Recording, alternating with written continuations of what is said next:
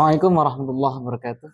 Waalaikumsalam warahmatullahi Pemirsa Kodi Talk dimanapun berada, hari ini bertemu lagi dengan kami di Kodi Talk, obrolan renyah dakwah. Dan tentunya hari ini adalah hari yang spesial dan bulan Zulqa'dah, dan ini membuktikan bahwa sebentar lagi kita akan menyambut hari raya Idul Adha atau hari raya Kurban.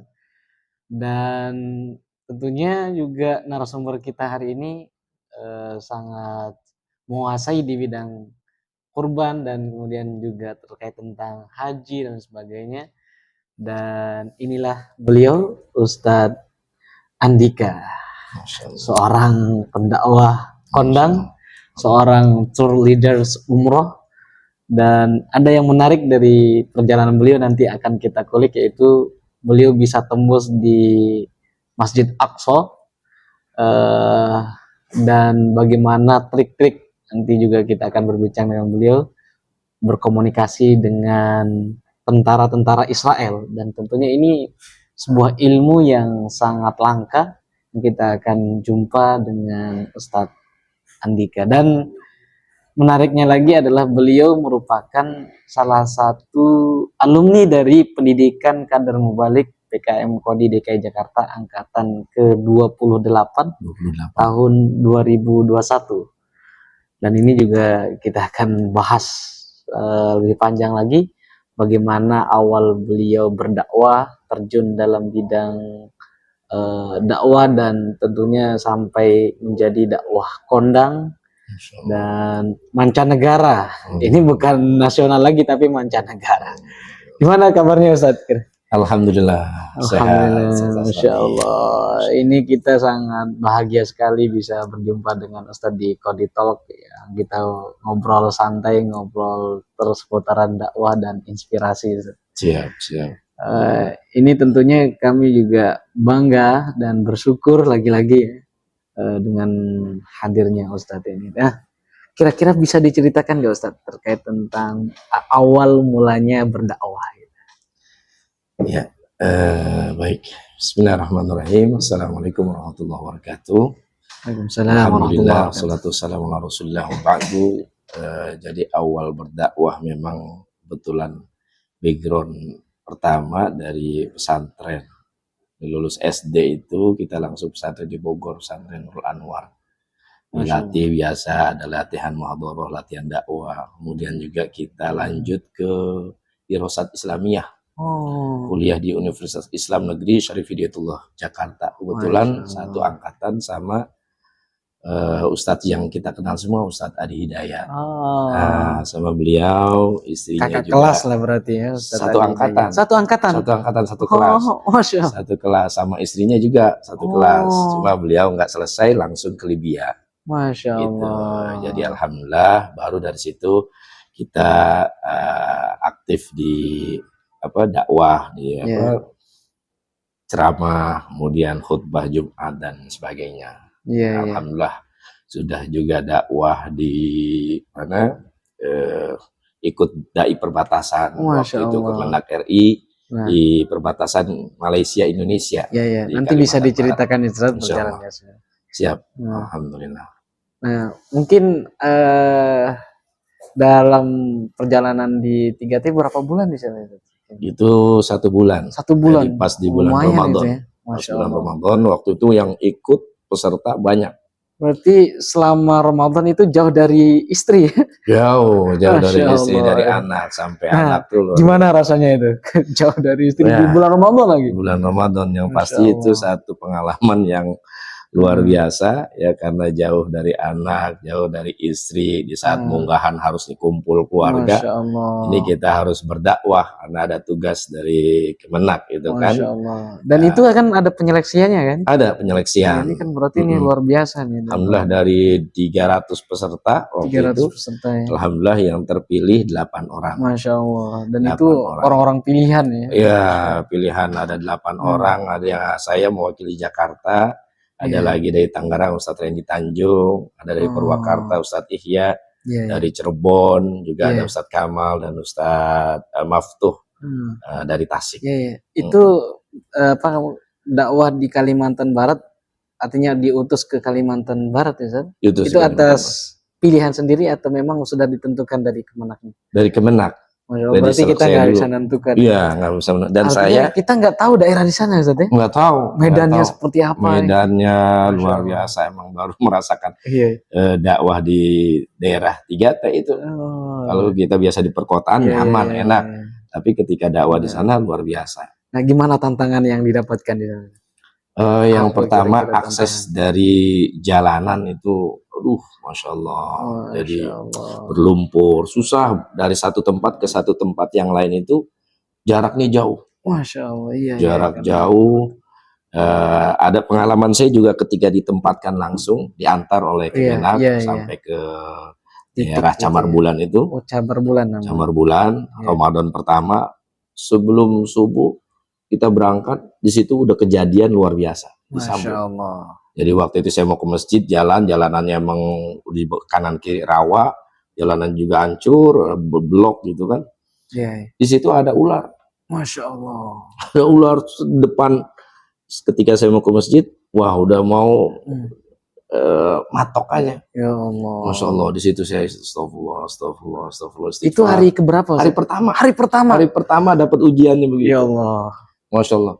Setelah kalau bukan Ustadz mungkin langsung kabur itu. Di hari pertama rasanya udah cabut aja. Udah cabut, udah pulang, udah balik, udah ke rumah lagi. Hari pertama. Nggak sampai situ, di belakang ada suara gonggongan anjing. Ya Allah. Wah, nambah. Saya orang yang takut juga sama anjing, ada trauma. Ya semua orang juga banyak pernah dikejar kan sama anjing. Akhirnya di depan ular, belakang anjing. Ya Allah, kita cuma bisa pasrah sama Allah. Astagfirullah. Ternyata anjing ini yang menyelamatkan dia. Dia menggonggong itu buat ngusir ularnya. Akhirnya ularnya itu langsung masuk ke itu istilahnya maju kena mundur kena itu tapi alhamdulillah itu pertama baru sampai di dusun Camar Bulan itu, Kecamatan Palo, diuji dengan seperti itu. Masya Allah. Kita kalau nggak kuat di bawahnya pengen pulang aja, pulang. Tapi ya karena tugas kita ini bagian daripada dakwah kita, ya lanjut. Nah ini Ustadz kan dai kondang, kok bisa memilih menjadi dai 3T? Iya. Apa alasannya? Kan bisa aja Ustadz kan jadwalnya full ya 30 Ramadan itu kan, kenapa memilih untuk dakwah 3T? Kalau kita milih mah emang enakan di perkotaan. Betul. Apalagi di bulan Ramadan, bulannya panen para kiai, para dai semua kan gitu. Ada kajian subuh, kajian zuhur, belum lagi nanti berbuka puasa, tarawih dan lain sebagainya. Tapi emang saya juga pengen punya tantangan tersendiri. Gitu, ingin bagaimana merasakan dakwah di daerah terpencil yang ternyata ketika kita turun di sana mereka banyak sekali potensi-potensi yang perlu dibina gitu, yang mereka pengen punya keinginan untuk ngaji tapi guru ngajinya nggak ada. Keterbatasan media, Al-Qur'annya, buku Iqra-nya, tuntunan sholatnya dan lain sebagainya. Makanya dengan kehadiran kita di sana masyarakat senang. Masyarakat senang, dari mulai kalangan anak-anak sampai orang tua senang menyambut dan jadi aktif kegiatan. Pengajian anak-anaknya kita buat, pengajian bapak-bapaknya buat, segala macam ibu-ibunya, dan mereka aktif bertanya. Itu yang membuat kita semangat dan bahagia gitu. Walaupun memang ya kalau dibandingin di perkotaan jauh gitu kan. Nah, respon keluarga atau yang orang terdekat, istri lah dalam hal ini, ketika Ustadz Andika untuk memilih dakwah di 3T di bulan Ramadan. Support dalam hal ini, disupport. Ini kan tantangan besar ya. Iya. Alhamdulillah emang istri juga background dari pesantren juga. Allah. Jadi dia ini yang betul-betul mensupport beliau ya. Jadi support betul. Orang rumah itu juga mempengaruhi dakwah kita, tantangan yang kita hadapi juga bisa kita sikapi dengan bijak. Dan ini juga motivasi, inspirasi juga untuk para istri ustadz gitu ya. Para dai untuk mensupport suaminya untuk berdakwah sebagaimana Rasulullah disupport dakwahnya oleh istrinya Siti Khadijah. Bahkan nyawanya, nggak cuma harta tapi nyawanya disupport untuk dakwahnya Rasulullah SAW. Alhamdulillah istri support saya dakwah di perbatasan di bulan Ramadan 1 bulan penuh, walaupun emang terasa di anak. Iya, iya. Anak rasa Abi kemana sampai Oh, dia nah, murung di Masya sekolah. Allah. Gurunya bertanya, ini Oh, Sabira kenapa? Kok ada perubahan, murung? hmm, Ternyata dia kangen sama kangen. abinya. Masya Allah. Gitu, ya itulah. Dan ini yang dirasakan juga oleh kita juga, Ustaz, ya, Betul. sebagai tapi tantangan itu dihadapi dengan luar Dihadapi, biasa, Masya Allah. betul. Harus kita nikmati. Oh, itu program pemerintah itu setiap tahun atau ini? Setiap tahun. Setiap Jadi tahun. setiap Berarti kemarin tahun ada ada. juga. Jadi kita awal penggerak golongan mutaqaddimin untuk dakwah pertama tingkat itu. pertama. Betul. Ngeri, Nah, akhirnya tahun kemarin ini alhamdulillah dibuka 500 dai. 500 dai. Dan itu semua 500 dikirim. 500 dai dikirim berbagai tempat. Masya NTT, NTB, termasuk di sana Kalbar ada juga. Berarti tahun depan ada lagi. Tahun depan ada lagi. Nah, bisa juga nih kita cari informasi atau bisa gue informasi dari Ustadz nih. Siap, selalu kita ada grup khusus dengan Kemenak, jadi ketika ada info-info itu boleh di-share nanti bahkan di direkomendasikan teman-teman, di pemirsa, dai-dai dimanapun berada. Baik, kemudian itulah tadi perjalanan beliau ya, dari misalnya mulai dakwah, ternyata beliau backgroundnya pesantren, dan kemudian satu kelas dengan Ustadz Adi Hidayat. Ini berarti orang luar biasa, orang besar nih, tokoh besar. Wajar kalau misalnya beliau tahun 2021 itu angkatan TKM angkatan 28, yang kemudian tahun 2022 beliau sudah menjadi pengurus Kodi, bukan pengurus PKM, pengurus Kodi. Hanya meroket nih. Nah, apa yang mendasari yang kemudian bisa secepat itu, meroket begitu karirnya? Iya, lagi-lagi emang dakwah kita tidak hanya sekedar menyampaikan pesan dakwah, tapi juga kita harus bisa menjaga relasi. Banyak orang yang ketika berdakwah, misalnya ceramah, habis itu dia ditinggal begitu aja. Masya Allah. Padahal dia bisa ajak komunikasi dulu, karena mungkin saking sibuknya langsung ditinggal. Nah, harusnya ahsannya diajak ngobrol dulu jamaah. Barangkali dari situ nanti ada undangan lagi. Kayak gitu. Yang terpenting itu tadi menjaga relasi dengan siapa, karena sekarang ketika relasi kita jaga, silaturahim kita jaga, banyak nanti informasi-informasi, sehingga ya alhamdulillah bisa tembus gitu kan. Dari sekian banyak seleksi, ya alhamdulillah bisa masuk juga gitu. Jadi itu intinya relasi. Gitu ya? Artinya silaturahim itu. Silaturahim, betul.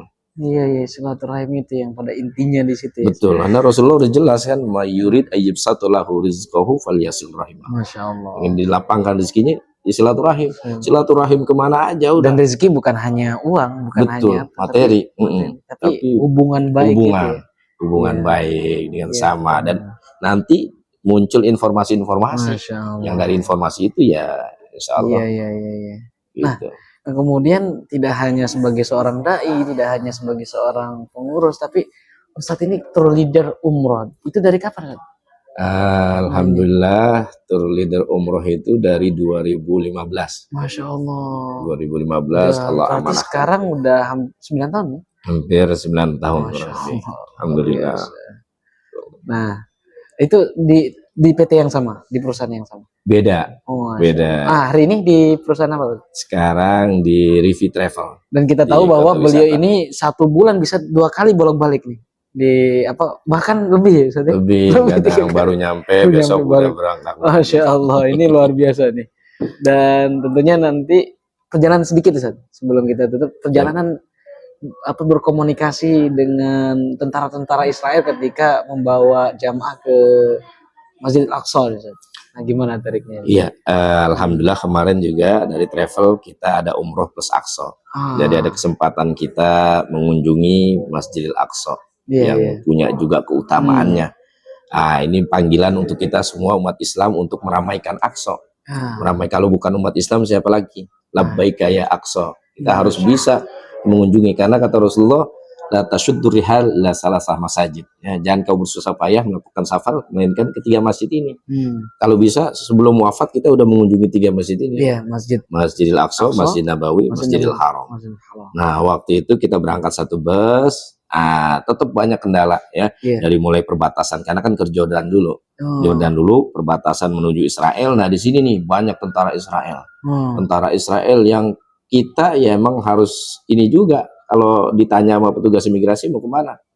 Yerusalem. Nah, kalau Masjidil Aqsa dicurigain sama dia itu. Jadi berarti komunikasinya kita nyebutnya Yerusalem ya. Yerusalem. Supaya mereka juga tidak ini. Dan biasanya setiap grup itu pasti ada yang di-reject. Setiap grup. Kayak kemarin ada juga satu orang yang di-reject. Muhammad Raihan, entah mungkin karena masalah nama ataupun yang lainnya, wallahu alam gitu. Bisa juga mereka mungkin melihat ada catatan-catatan khusus mungkin.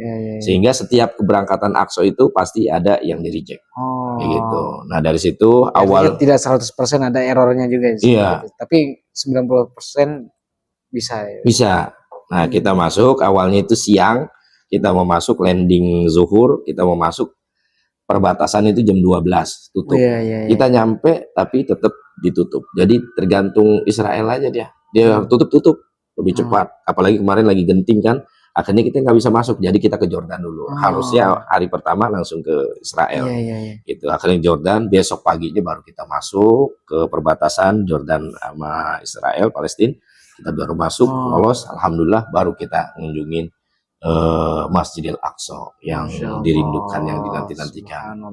Masya Allah. Dan ini tidak banyak seorang tour leader berani dengan apa yang dilakukan Ustadz itu ya. Iya. Karena apalagi dengan isu sekarang, dengan gencatan senjata yang dilakukan oleh Israel gitu. Betul. Apakah ada pakaian khusus ketika kita masuk di sana? Enggak. Kalau untuk kompleks Al-Aqsa itu aman. Jadi aman karena jauh dari daerah Gaza. Yang ramai ini kan di Gaza. Gitu kan. Jadi kita masuk ke kompleks Al-Aqsa, ke hotelnya juga yang dekat Aqsa, aman-aman aja, nggak kedengar suara ledakan dan sebagainya. Kita bisa ibadah khusyuk di sana. Cuma emang semua tempat itu dijaga sama tentara Israel. Semua tempat mereka mengizinkan boleh kita masuk. Kalau enggak nggak bisa masuk. Kayak kemarin saya harusnya bisa ke Hebron, itu ada makam Nabi Ibrahim. Tapi karena aksesnya ditutup sama pihak Israel, tentara Israel, akhirnya nggak bisa masuk. Jadi gitu. Walaupun kawasan Palestina, tapi tetap di sana yang berkuasa Israel. Mereka yang menjaga semua tempat-tempat titik-titik mereka. Masya Allah. Ini luar biasa perjalanan beliau dari Indonesia kemudian menjadi tour leader di umroh ya. Umroh kemudian berani membawa jamaah ke Masjidil Aqsa. Dan tentunya mungkin ada kata penutup Ustaz untuk pertemuan kita, dan masih banyak sebetulnya yang kita gulit dari perjalanan dakwah beliau, tapi nanti kita akan bikin beberapa episode nih Ustaz ya. Terkait tentang perjalanan Ustaz. Mungkin dari tadi perjalanan Ustaz dari pesantren kemudian menjadi pendakwah, kemudian sebagai tour leader, kira-kira motivasi dan semangat kata-kata yang bisa membangun kita supaya istiqomah nih Ustaz, paling penting. Istiqomah di dalam dakwah. Buat teman-teman semua, dai-daiyah, mobil khusus buat saya pribadi, maka kita haruslah mengamalkan hadis Rasulullah, khairun nas anfa'uhum linnas. Bagaimana kita bisa bermanfaat untuk orang lain. Salah satunya ya dengan kita berdakwah, berdakwah dan bersilaturahim. Dari silaturahim ini akan muncul relasi-relasi baru. Ya alhamdulillah, tahadus bin nikmah dari saya membimbing jamaah haji, jamaah umroh, bisa diundang ke Raja Ampat. Masya Allah. Itu kita belum kulik gitu ya, di Raja Ampat di Kalimantan Timur, ke Morowali. Itu dari wasilah relasi silaturahim sama jamaah haji dan umroh. Sampai ke Hong Kong, Cina. Masya Allah, udah pernah juga ya. Nanti kita banyak mengulik perjalanan dakwah beliau. Makanya penting buat kita menjaga silaturahim dan relasi, dan semuanya itu harus lillah, karena Allah. Insya Allah. Itu intinya, silaturahim dan lillahi ta'ala, ikhlas karena Allah Subhanahu wa ta'ala. Baik, terima kasih Ustaz sudah berbagi ilmu kepada kita semua, pengalaman dan sebagainya. Semoga minta doanya Ustaz supaya kita semua pemula ini bisa istiqomah, bisa konsisten dalam dakwah juga seperti guru-guru kita dan termasuk Ustadz Andika ini luar biasa. Terima kasih pemirsa Qodi Talk, obrolan renyah dakwah dimanapun berada. Tetap di Qodi Talk karena masih banyak episode-episode yang sangat menginspirasi, terutama dari guru kita Ustadz Andika dan narasumber-sumber yang lainnya. Tetap di Kodi Talk, obrolan renyah dakwah. Jangan lupa like, comment, dan share. Assalamualaikum warahmatullahi wabarakatuh. Waalaikumsalam warahmatullahi wabarakatuh. Terima kasih Masya Ustaz. Allah. Iya.